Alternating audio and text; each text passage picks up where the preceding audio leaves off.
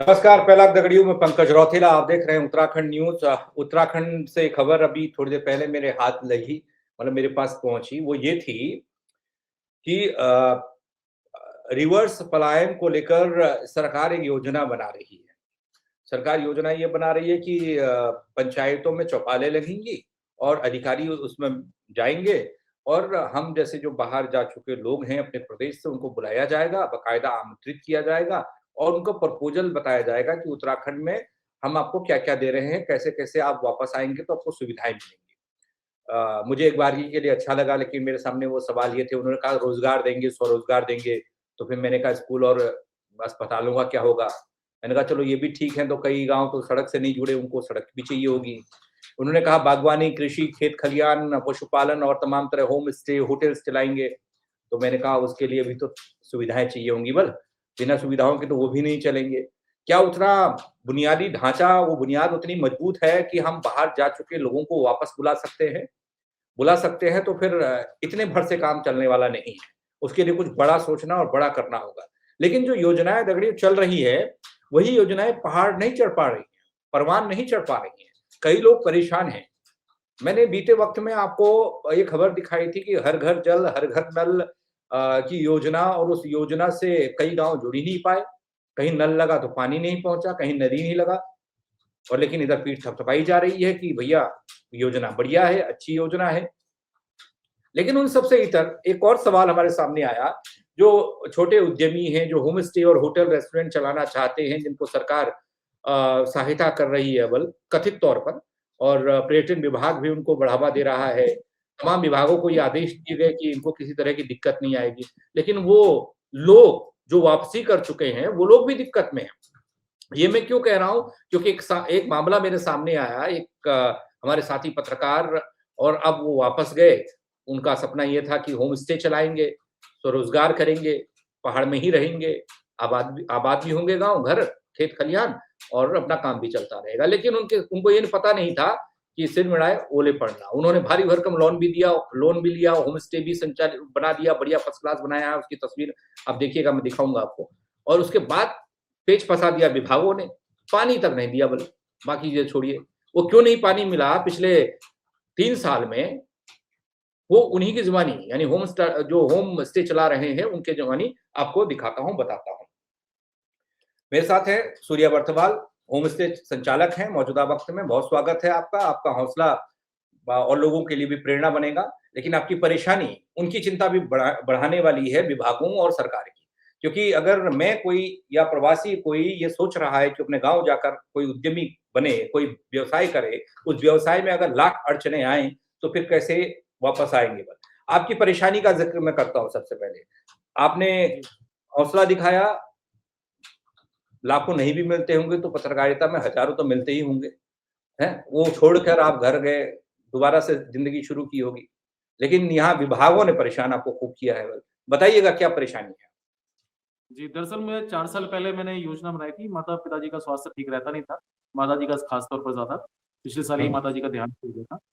हुँ, तो मैंने सोचा कि चलो गाँव लौटते हैं और गाँव में अपना कुछ स्वरोज़गार इस्तेमाल किया जाएगा। तो उस समय कई सारी योजनाओं के बारे में मैं मुख्यमंत्री स्वरोज़गार योजना है, इन सब चीज़ों के बारे में पढ़ रहा था, देख रहा था।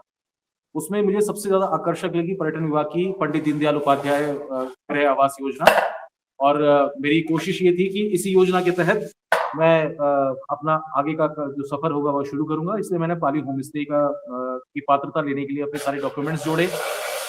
हमारा अब जो गाँव में घर है, उसके अलावा एक मकान और है, हमारा 4 कमरे थे, रोड साइड पे था, तो सोचा कि इसी के ऊपर ही पहली मंजिल पर एक होम स्टे शुरू किया जाए। 2023 में मेरी ये योजना जो थी, मेरे प्रोजेक्ट पास हुआ, उसके बाद काम शुरू हुआ। 2023 में ही मैंने पानी के कनेक्शन के लिए आवेदन किया था, सितंबर 2023 में। हुँ, और इसी दौरान क्या हुआ कि 2 महीने हो गए, कोई कार्रवाई नहीं हुई, तो अक्टूबर-नवंबर में एक आवेदन हमने दोबारा दिया, रिमाइंड करवाया कि हमारा होम स्टे के लिए प्रोजेक्ट पास हुआ है और मैं पूरे परिवार के साथ यहाँ रहता हूँ। और इसे लेकर मैंने एक पटवारी रिपोर्ट होती है, ये भी मैंने सबमिट की थी कि हुँ, इसमें साफ तौर पर लिखा है कि दिव्या बर्थवाल अपने परिवार के साथ यहाँ निवास करते हैं, पट्टी कौड़िया 2 तहसील लैंसडौन। और मैं इनको भली-भाँति जानता हूँ। ये पटवारी जी की रिपोर्ट और ग्राम प्रधान की रिपोर्ट का संयुक्त एक जॉइंट था। ये हमें विभाग को भी देनी होगी क्योंकि ये डॉक्यूमेंट्स हैं, तो इसकी रिपोर्ट जो थी मैंने पर्यटन विभाग में भी दी। इस दौरान राजस्व विभाग से भी कार्य चल रहा था, उनको भी इस बात की जानकारी दी। कुछ पेड़ हमारे निर्माण कार्य में बाधा थे, इसे लेकर हमने अनुमति लगाई और उसको लेकर भी हमने सारी चीजें निपटाई। माफ कीजिएगा पापा, एक मिनट ऑडियो को देखना जरा, सॉरी। इस बीच में हमने सारी रिपोर्ट्स लगाई, लेकिन पर्यटन विभाग से सारी मदद मिलने के बावजूद जल निगम की तरफ से हमें पानी के कनेक्शन को लेकर ना तो हमें कोई इसमें कार्यक्रम, जो हमने जल निगम के लिए आवेदन लगाए थे उस आवेदन के दौरान ना तो उन पर कोई सुनवाई हुई न कार्रवाई हुई। जनवरी में हमसे कहा गया कि आप एक एफिडेविट दीजिए जिसमें आप ये लिखा हुआ होना चाहिए कि आप ये जो जल संयोजन ले रहे हैं इसका कोई कॉमर्शियल इस्तेमाल नहीं होगा। हमने कहा ठीक है, हमने ये एफिडेविट दिया। 6-7 महीने गुजर गए, कोई जवाबदेही नहीं, कोई जानकारी नहीं कि नल संयोजन को लेकर क्या चीजें की जा रही हैं। भैरवगढ़ी पेयजल योजना से मैंने पानी का कनेक्शन मांगा था जल जीवन मिशन के तहत। इसमें साल 2020 में ही हमारे पूरे गांव में जल जीवन मिशन के तहत सारी पाइपलाइन वगैरह बिछाई गई थी, लेकिन उसके बावजूद हमें लगा था कि पाइपलाइन बिछाई जा रही तो हमारा कनेक्शन भी जो होगा संयोजन हो जाएगा, क्योंकि ठेकेदार मौके पर मौजूद है, गांव में सभी जगह कनेक्शन लगाए जा रहे हैं, तो ये सारी चीजें हो रही थी। इतना सब कुछ काम होने के बाद भी हमारी आवेदन पर कोई सुनवाई नहीं हुई। 2024 भी गुजर गया, फिर 2025 आया, फिर से हमने आवेदन लगाया कि साहब हमारा आवेदन ये, फिर उन्होंने कहा कि एक एफिडेविट और दो, हमने एक और शपथ पत्र दे दिया अपडेट के साथ। फिर हमें कहा गया कि हो सकता है हम आपका नपत वगैरह करवा लेते हैं और उसके बाद आपका जल संयोजन हो जाएगा। इस भरोसे के साथ 2025 भी गुजरना शुरू हो गया। मैं पब्लिक डोमेन में नहीं आता, मैं चाह रहा था कि ये चीजें जब जो सरकारी कार्य हैं वो मानता हूँ पहाड़ों में करना मुश्किल होता है, बहुत सारी चीजें होती हैं। जल निगम के कई लोगों की तरफ से सहायता भी मिली, बीच के रास्ते बताए भी गए, ठीक है। लेकिन इस बीच में क्या हुआ कि 2025 को जब मुझे कहीं से कोई मदद नहीं मिली, 2.5 साल गुजर गया, तो मैंने सीएम पोर्टल पर 15 तारीख को मैंने एक और आवेदन दिया था और 25 दिसंबर को मैंने सीएम पोर्टल पर कंप्लेंट की। कंप्लेंट करने के बाद सभी जो इसमें जेई हैं शहादत अली और इसमें जो एक्सीएन है अजय बेलवाल, देखिए यही 2 लोग हैं जिनकी वजह से पानी का संयोजन नहीं हो पा रहा। इनकी बहुत ज्यादा कंप्लेंट है इलाके में, एक पीड़ित इसका मैं भी हूँ और समय समय पर अभी और लोग निकल कर भी आएंगे। तो इनकी तरफ से कोई कार्रवाई नहीं हुई। हर घर नल जल योजना जो केंद्र सरकार की योजना है, जिसमें राज्य सरकार भी अपना सब्सिडी का कोई हिस्सा देती है और ये 1 रुपए का कनेक्शन है, जल जीवन मिशन के तहत आता है। इन्होंने मुझे लेटर जो फरवरी में प्राप्त हुआ, 11 फरवरी को मुझे एक लेटर प्राप्त हुआ जिसमें इन्होंने मुझे जो बिल बताया गया वो 92,784 रुपए का बताया और मात्र 300 मीटर की दूरी है।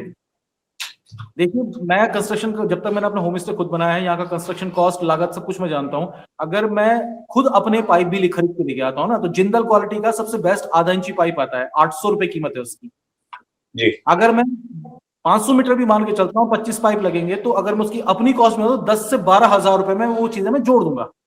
300 मीटर की दूरी में 20 फीट का एक पाइप होता है, 300 मीटर की दूरी है, तो आप उस हिसाब से अंदाजा लगा लीजिए मैंने टोटल कॉस्ट की, तो 10 से 12,000 लेबर कॉस्ट लगाने के बाद वो पाइपलाइन में जोड़ सकता हूँ।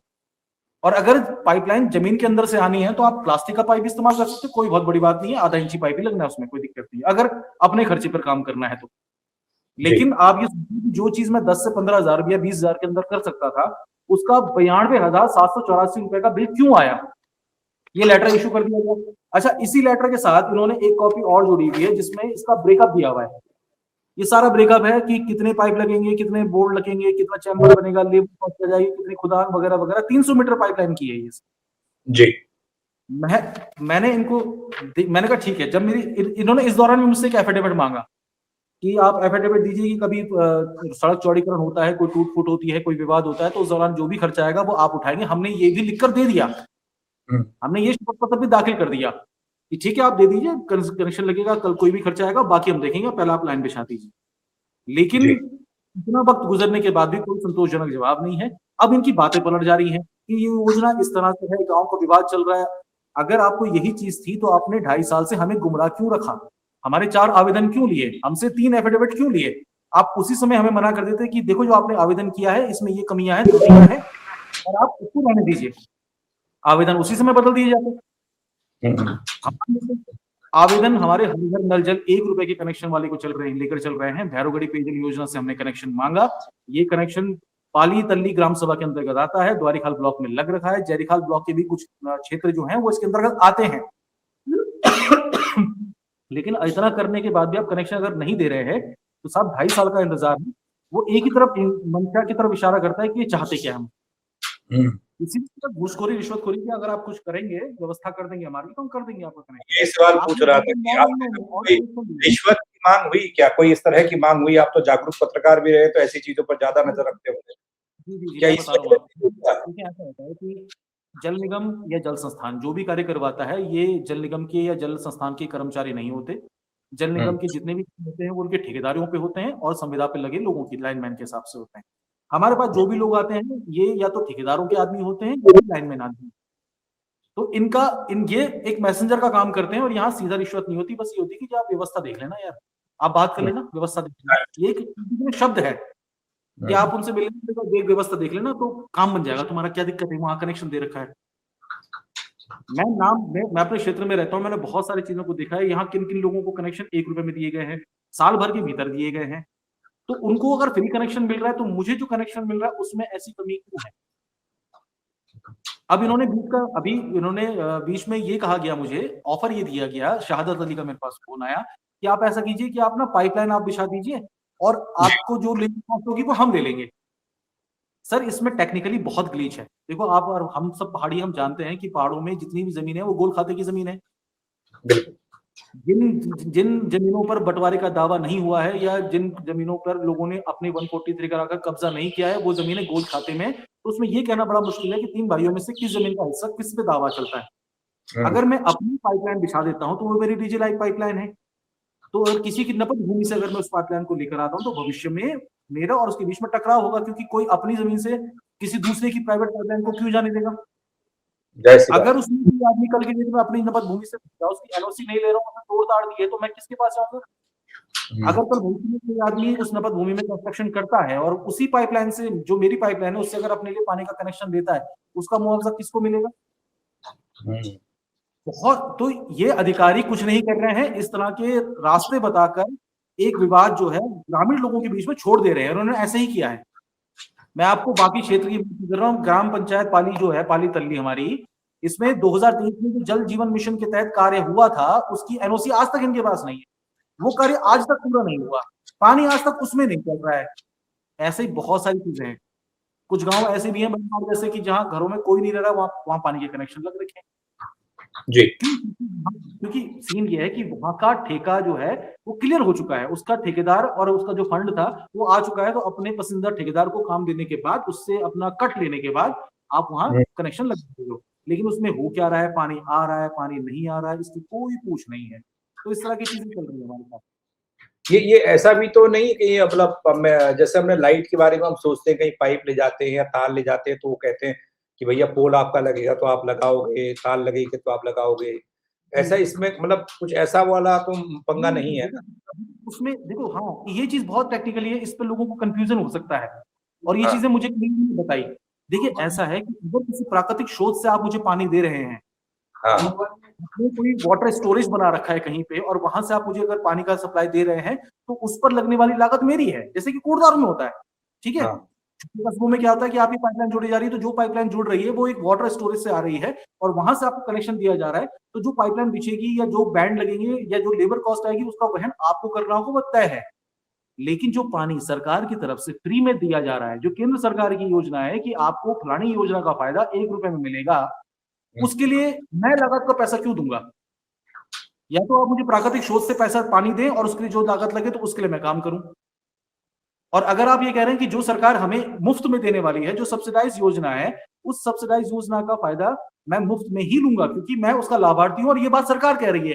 अधिकारी कौन होता है इसमें बीच में रोकने वाला?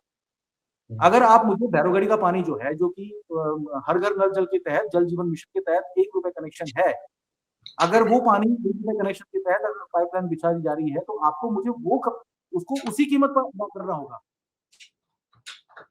तो अच्छा, ऐसा तो नहीं, मतलब मैं थोड़ा जानना चाह रहा हूँ मैं भी कि जैसे घर हो, गांव हो, कोई रह रहा हो, वो बात अलग है। अगर होम स्टे या फिर होटल रेस्टोरेंट इस पर्पज से इसमें कोई दूसरी कोई पॉलिसी लगती हो ना? ऐसी ऐसा इतनी साफ है कि पर्यटन विभाग की तरफ से भी आदेश क्लियर है। ये बल्कि इस जो मुख्य विकास अधिकारी होते हैं पर्यटन योजनाओं के, जो मेन अध्यक्ष तो खैर डीएम साहब होते हैं, लेकिन जो समिति में काम जो सारा काम देखते हैं वो सीडीओ देखते हैं। पर्यटन विभाग का स्पष्ट तौर पे कहना है कि जो होम स्टे बनेंगे उनको पानी का कनेक्शन दिया जाना ही है, उन्हें बिजली का कनेक्शन दिया जाना ही है, और ये डोमेस्टिक ही होगा, ये कॉमर्शियलाइज नहीं हो सकता। जैसे मेरा होम स्टे है, होम स्टे के अंदर आपको कोई रिसेप्शन काउंटर नहीं मिलेगा, आपको इसके अंदर कोई परचून की दुकान नहीं मिलेगी, सामान बेचने वाली, कोल्ड ड्रिंक वगैरह इस टाइप की चीजें इसमें नहीं होंगी। ये घर है तो घर की तरह ही रखा जाएगा। तो एक फॉर्मूला, उसके तहत ये सारी चीजें जो होती हैं ये आपके ये आपके डोमेस्टिक में आती हैं। जैसे गैस का सिलेंडर ब्लू इस्तेमाल नहीं होगा, रेड इस्तेमाल होगा, आप चूल्हे पे खाना बनाइए।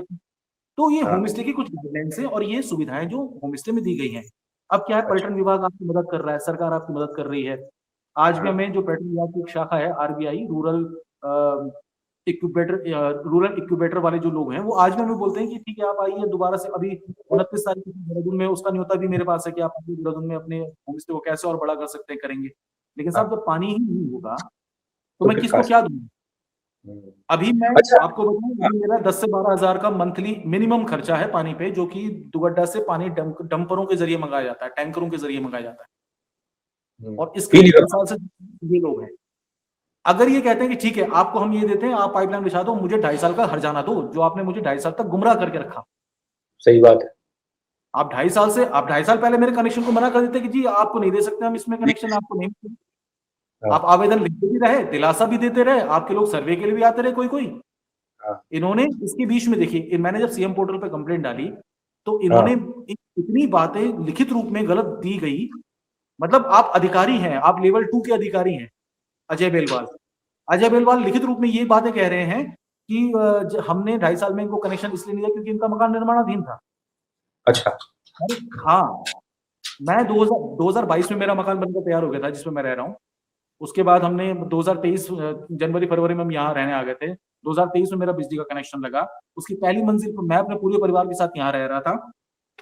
देखिए इसकी एक ये रिपोर्ट, देखिए ये रिपोर्ट भी है, ग्राम प्रधान की रिपोर्ट प्लस पटवारी रिपोर्ट है। ये 2013-11-2024 की रिपोर्ट है। ये दूसरी बार बनाई गई थी, पहली वाली रिपोर्ट सबमिट हो गई थी और ये 2023 का पटवारी रिपोर्ट है। इसमें साफ तौर पर लिखा हुआ है कि सूर्या बर्फवाल अपने पाली होम स्टे में सपरिवार निवास करते हैं, और अगर मैं निवास ना कर रहा होता तो पर्यटन विभाग मुझे अपने सर्वे के दौरान मेरी पात्रता को रद्द कर देता, मुझे होम स्टे की अनुमति नहीं मिलती। मेरा बैंक ने मेरा सर्वे किया, जिसने मुझे 30 लाख का लोन दिया, उसने भी सर्वे किया। राजस्व विभाग भी सर्वे, पटवारी आते हैं, राजस्व विभाग ये 143 हुई, रजिस्ट्री हुई, 4 नाली की मैंने रजिस्ट्रियां करवाई, 4 नाली को मैंने मोर्गेज किया, गिरवी रखा, फिर करवाए। तो राजस्व विभाग भी, पर्यटन वन विभाग भी उसी में सम्मिलित है। जब 4 डिपार्टमेंट, आप ही की सरकार के 4 डिपार्टमेंट ये साबित कर रहे हैं लिखित रूप में कि सूर्या बर्फवाल सब परिवार इस घर में रहता है, तो आपको अभी तक एहसास क्यों नहीं हुआ कि भैया वो मकान निर्माणाधीन है, मैं घर पे रह रहा हूँ, नहीं रह रहा हूँ, क्या चीज है? पानी का कनेक्शन तो चाहिए ना। लेंटर पड़ जाता है तो मान लिया जाता है घर का निर्माण हो गया। मेरे तो डबल लेंटर पड़े हैं उसमें। ये सारी चीजें लिखित रूप में देखिए, अगर पोर्टल तक पहुंच गए आप, बहुत अच्छा बताया जाता है उसको। कहते हैं सीएम पोर्टल पर तो शिकायतों का समाधान तुरंत होता है। यहाँ पोर्टल पे शिकायत के बाद क्या रिस्पॉन्स आपको मिलता दिखा? क्योंकि आपने कुछ अधिकारियों के नाम भी लिए हैं, वो अधिकारी शायद डीएम के अंदर आते होंगे, मेरे को जहां तक लगता है डीएम के अंदर ही आते होंगे ना। तो जिला अधिकारी का क्या रुख है इस पूरे मामले पर? सर देखिए, ऐसा था कि मैंने अप्रैल 2025 उसमें पौड़ी के डीएम थे डॉक्टर आशीष चौहान, उनको मेरे केस के बारे में पूरी भलीभांति जानकारी है। मैं उनके पास अपनी एक समस्या और समस्या का समाधान लेकर गया था। ये बात होगी 23 से 24 अप्रैल 2025।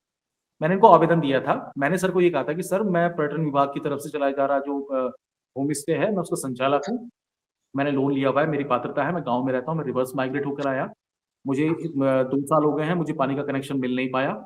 तो डीएम साहब ने उसी दौरान इन्हीं को, अजय बेलवाल को फोन करके फटकार भी लगाई थी, कहा भी था कि देखो ये बड़ी हमारा ही प्रोजेक्ट है पर्यटन विभाग का, तो आपको इस पे कार्रवाई करनी चाहिए, तुरंत पानी का। इन्होंने कहा हाँ जी हो जाएगा, कुछ बात खत्म होगी। मैंने उनसे ये भी गुजारिश की थी कि अगर ये मुझे पानी का कनेक्शन नहीं दे सकते तो मेरे गांव से सभी लोगों ने, पूरे गांव ने लिखित रूप में हस्ताक्षर करके मुझे एक अनुमति दी है, अनापत्ति पत्र दिया है, अनुमति दी है कि मेरे होम स्टे के ठीक बगल में एक खराब पड़ा हुआ हैंडपंप है, उस हैंडपंप पे मैं मोटर लगा लेता हूँ और मोटर लगाने के बाद मैं उसमें एक सरकारी प्याऊ भी बना दूंगा और लिखित रूप में दूंगा कि उस पानी का कभी भी मैं भविष्य में मैं कमर्शियल इस्तेमाल नहीं करूंगा। मौके मुआयने पे कोई नहीं पहुंचा। उसके बाद जून में डॉक्टर आशीष चौहान का यहाँ पौड़ी से यहाँ से तबादला हो गया था। उसके बाद जो डीएम है स्वाति भदौरिया जी, उनसे मेरी मुलाकात नहीं हो पाई, लेकिन मैंने भी उनको पत्र लिखा। ये पत्र मैंने दिसंबर में ही लिखा। उनकी तरफ से भी इनको लेटर गए, जल संस्थान की तरफ से भी इनको लेटर गए, और पर्यटन विभाग की तरफ से भी इनको फोन और जानकारी मांगी गई कि क्या हुआ। मैंने सचिवालय को भी जो है वहां भी पत्र लिखा था। उत्तर जो पेयजल सचिव हैं उनके नाम पे भी पत्र मैंने देहरादून भेजा था। तो क्या कार्रवाई, मैंने सांसद के नाम पर पत्र लिखा, मैंने विधायक जी को पत्र लिखा। विधायक जी महेंद्र दिलीप रावत जी ने खुद इनको फोन करके बोला, ये तब भी काम करने को तैयार नहीं है। उसके बाद मैंने जो हमारे विधानसभा स्पीकर हैं कोटद्वार के विधायक, उनको भी मैंने उनके ये से मिला, उनको भी मैंने एक लेटर जारी किया। लेकिन अधिकारी है कुछ ना कुछ बात टाल देते हैं, और मेरे को पब्लिक डोमेन में इसलिए आना पड़ा कि जब मेरे को ये पता चला कि ये तो 92,784 रुपए का बिल भेज रहे हैं मुझे। ये अभी लेटर भेजा है, अनुमति अगर मैं देता तो ये मेरा बिल फॉर्मेट में आ जाता, और तब इसके बाद कंस्ट्रक्शन शुरू होता। और इसमें भी ये बोलते कि जी अभी तो ठेकेदार नहीं मिल पा रहा, अभी टेंडर नहीं निकला है, फलाना नहीं निकला है। तो 6 महीने तो ये भी खा गए थे, क्योंकि मैं इनको इतने लंबे वक्त से देख रहा हूँ। समस्या ये है कि सरकार चाह रही है, अधिकारी क्यों नहीं चाहता कि हम ये लोग गांव में रहे न रहें। 2.5 साल का अगर इंतजार करवाया जा रहा है साहब, तो ये पैसों के लेन देन की ही बात है, घूसखोरी वाली मसला है।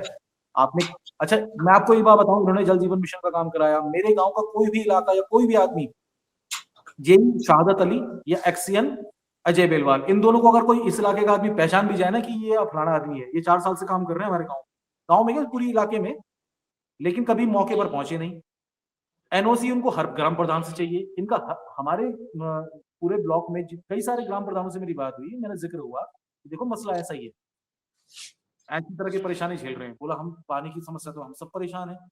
खुलकर कोई बोले वो उनकी इच्छा, लेकिन साफ सी बात तो ये है कि एनओसी तक इनके पास नहीं है, 4-4 साल पुराने काम पड़े हुए हैं।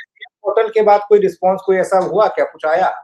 मतलब आखिरी दरवाजा है, आखिरी दरखास्त है, मुझे ऐसा लगता है। इसके बाद तो सिर्फ सीएम से मुलाकात ही रह जाती है, फिर उसके बाद या अपने सचिव से अधिकारी, इतने आईएएस अधिकारियों से उनसे मुलाकात रह जाती है। ये तो लास्ट हो गया ना सीएम पोर्टल, तो फिर वहां से कुछ फर्क पड़ा या नहीं? जितना समझ पाया हूँ ना, सीएम पोर्टल पे कंप्लेंट करने के बाद सीएम एक वाया जरिया है। आपने सीएम कंप्लेंट की और वो आपको डिपार्टमेंट पे वो जो आपकी शिकायत होगी उसको फॉरवर्ड कर देगा, फिर नीचे नोटिस का कॉलम होता है वहां छोड़ देगा, बस। बस इसमें जो भी अधिकारी जवाब दे रहा है वो लिखित रूप में दे रहा है, और वो भविष्य में भी चैलेंज किया जा सकता है कोर्ट में भी। तो अधिकारी जो भी होते हैं उसमें नपुतीली बात बोल देते हैं। चलिए, अभी आपने क्या सोचा है आगे? फिर 2-3 साल तो ऐसे ही निकल गए, अब आगे कैसे करिएगा, क्या करिएगा? गौतला जी, असल में क्या है कि देखिए 4 साल तो मैंने गुजारा, जिसमें 1 साल मेरा होटल ये होम स्टे रन होते हुए चला, 1.5 साल मेरा कंस्ट्रक्शन चला, और उससे पहले बाकी कागजी कार्रवाई और बाकी गांव में आके सेटलमेंट वाली चीजें सेटल, जितनी जमा पूंजी थी वो तो हमने खर्च। अब तो यह है कि जो ये होम स्टे के जरिए हम जो रोजगार कमा पाएंगे उसी से हमारे घर का चूल्हा भी चले, लेकिन बाकी सब में मैनेजमेंट किया जा सकता है। पानी की व्यवस्था देखना सबसे बड़ा चैलेंजिंग है। अभी मैं अपने गांव जाता हूँ, दूर मेरा गांव का जो झरना पड़ता है वहां से हम पानी लेकर आते हैं, या तो फिर गुमखाल अगर कोई गया तो गुमखाल के हैंडपंप से पानी लेकर आएगा। अगर कोई कोटद्वार से आ रहा है, क्या मेरा मित्र आ रहा है, मेरी बहनें मुझसे मिलने आ रही हैं, कोई भी मेरा मित्र परिजन जो भी आ रहा है, तो उसको पता है कि पाली होम स्टे सूर्या के पास जा रहे हैं, तो 1 बोतल या जो भी डब्बा पड़ा हुआ है वो दुगड्डा के चूना गारा से भर के ला रहे हैं। गजब हाल है भाई। जब रिश्तेदार भी आ रहे हैं वो पानी ला रहे हैं, क्योंकि पानी नहीं है, पानी की दिक्कत है। और हम योजनाएं, आज मैं देख रहा था, मैंने जिक्र किया ना वो रिवर्स माइग्रेशन का जिक्र किया, सरकार कर रही है, योजना बना रही है, तो मुझे याद आई, तब मैंने कहा सूर्या बर्तवाल भी लगातार इस बात का जिक्र करते रहे और वो वापसी भी हो गई, लेकिन पानी नहीं मिल पाया। चलिए, उम्मीद करता हूँ कि जल्दी आपकी बात सुनी जाए ना, और कोई बात हो आप कह सकते हैं जो अधिकारियों तक पहुंचे। या बात बोला आपको ना, देखो आपने देखो, मैंने भी 15 साल पत्रकारिता की, आप ही की तरह रहा, आप आज भी सक्रिय हैं, मैं थोड़ा कम सक्रिय हूँ, लेकिन जब हम जैसे लोग गाँव में आकर रिवर्स माइग्रेट कर रहे हैं और इन परेशानियों को झेल रहे हैं और हमारी ही सुनवाई नहीं हो रही है, तो जो गाँव में ही रह रहे हैं लोग, उनकी समस्या क्या है बताओ? उनकी कौन सुनने वाला है? उनका ध्यान कौन रखेगा? उनकी तो यही हो रखा कि भाई किसी तरीके से बच्चा हाई स्कूल पास कर ले, अब तो वो अग्निवीर के सपने भी नहीं देख रहा, वो कह रहा है यार होटल में लाइन में डाल दो, चाहे कहीं क्लर्क लगा दो, चाहे कहीं भारी भेज दो, चाहे फैक्ट्री लगा दो। सिडकुल लग रहा है तो देहरादून भेजा जा रहा है, चाहे दिल्ली भेजा जा रहा है, कुछ भी करके। और अगर उनके सामने ऐसी समस्या आ रही है तो तब आदमी कहाँ क्या करे बताओ? जब हमारी ही परेशानी हम जो चिल्ला सकते हैं, 4 आपके जैसे मित्र हैं या 4 चीज़ें हैं, हम अपनी बात बोल सकते हैं कि हम इस तरह से परेशान हैं। जिनके जिनके इतने कनेक्शन नहीं है, जिनके कोई नेता सुनने वाला ही नहीं है, उनका क्या होगा? हुँ, और मैं तो बिल्कुल ये होम स्टे तो नेशनल हाईवे 534 पर बिल्कुल रोड साइड पे है। यहाँ से हमारा गाँव शुरू होता है। हुँ, 2-4 मकान भी हमारे आस-पास जो रह रहे हैं। तो ये जब हाईवे पर पानी नहीं दे पा रहे हैं, तो ये बाकी जगह कहाँ होंगे? हाँ, एक महत्वपूर्ण बात और मैं कह रहा हूँ, अजय बेलवाल जी का ये कहना है कि सूर्या बर्तवाल ने जहाँ होम स्टे बनाया है, इसकी भौगोलिक परिस्थितियाँ अलग हैं और पानी की समस्या है। तो अच्छा। मुझे बड़ी हँसी आई, मैंने कहा ऐसा है कि अजय बेलवाल जी कह रहे हैं ना कि कहीं भी ये जाते हैं और कहीं भी इनको ज़मीन मिलती है और ये लोग जो नए आते हैं रिवर्स माइग्रेट करके और ये कहीं भी अपना मकान बना लेते हैं। ये ऑन रिकॉर्ड बाइट है उनकी। ये मैं आपको आप जब माँगेंगे मैं दे भी दूँगा, उससे आप पूछ लीजिएगा उनसे। ये तो कहीं जी, भी ज़मीन को ये होम स्टे बना दे रहे हैं अपना या होटल अच्छा। बना दे रहे हैं।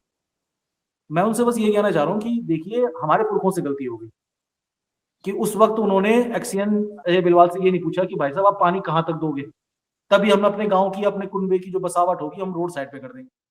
जी, अब पहाड़ों चलिए में तो जो वो तो दूर-दराज है ही, हुँ, वो परेशानियाँ तो उसी वैसे ही तमाम हैं और उस पर अगर अधिकारी इस तरह कुंडली मार के बैठ जाएँ और सरकार की योजनाओं को ज़मीन पर उतारने में इतनी बड़ी परेशानियाँ आएँ, कुछ अधिकारियों को लेकर, कुछ अधिकारी ऐसा देखिए मैं आपको बताता थोड़ा-सा हूँ, सोचने वाली बात। अभिषेक वर्मा जी हैं, जल संस्थान में अभिषेक वर्मा जी हैं, जल संस्थान के एक्सीएन हैं। मेरी हाँ, उनसे भी बात हुई थी। मैंने उनको आवेदन दिया था, उन्होंने कहा ये हमारे डिपार्टमेंट का नहीं है, उन्होंने मेरी बात को बहुत अच्छे से सुना, उन्होंने मेरी एप्लीकेशन को इनके डिपार्टमेंट में फॉरवर्ड भी किया। जल संस्थान के कर्मचारी भी आते हैं, जल निगम के भी कुछ कर्मचारी हैं जो काम कर रहे हैं। लेकिन क्या है, क्षेत्र अलग-अलग है। उनका ये कहना था कि यार अगर आपका क्षेत्र हमारा होता तो हम कोई ना कोई बीच का रास्ता निकलवाते और हम अब तक कर देते। लेकिन मेरे क्षेत्र की जो बागडोर है, वो अजय बेलवाल के हाथ में है, वो शहादत अली के हाथ में है और दोनों की स्थिति ऐसी है कि दोनों को लेकर हमारे यहाँ गाँव का या हमारे आस-पास के इलाके का फीडबैक ये है कि दोनों ही काम नहीं करते हैं। ये बोलने वाला मैं अकेला आदमी नहीं। चलिए मैं बस उम्मीद करता हूँ कि परेशानी जल्द समाधान हो, वहाँ तक पहुँचे ये बात जहाँ तक आप पहुँचाना चाहते हैं। बहुत शुक्रिया, बहुत हौसला दिखाकर 30 लाख का लोन लेकर आपने बहुत-बहुत धन्यवाद मेरी पीड़ा को उसमें आपने पानी आवाज़ दी मुझे। चलिए, बहुत-बहुत शुक्रिया आपका मेरे साथ जुड़ने के लिए। धन्यवाद। तो देखिए, प्लानिंग कितनी ही क्यों ना हो लेकिन उस प्लानिंग को ज़मीन पर कौन उतारता है? अधिकारी उतारते हैं, सरकार की योजनाओं को ज़मीन पर कौन उतारता है? अधिकारी उतारते हैं, अधिकारी ही उन योजनाओं पर परिता लगा रहे हैं, जो सरकार की महत्वाकांक्षी योजनाओं में शामिल है, चाहे वो केंद्र सरकार की योजना से जुड़ा मामला हो या फिर प्रदेश सरकार की योजना से जुड़ा मामला हो। एक पानी का कनेक्शन नहीं मिल रहा, 3 साल हो गए। अंदाज़ा लगा सकते हैं, फिर आप कहते हैं रिवर्स पलायन का बड़ा प्लान है हमारे पास, ना? क्या कहेंगे इस खबर को लेकर आप, इस परेशानी को लेकर आप? क्या आपके पास ये परेशानी है कोई ऐसी? तो बताइएगा ज़रूर कमेंट के ज़रिए, शेयर कीजिएगा चर्चा को। मेरे साथ जुड़ने के लिए आप सबका बहुत शुक्रिया। फेसबुक पर देखें तो फॉलो कीजिएगा, यूट्यूब पर देखें तो सब्सक्राइब कीजिएगा। बहुत शुक्रिया एक बार फिर से। जय उत्तराखंड।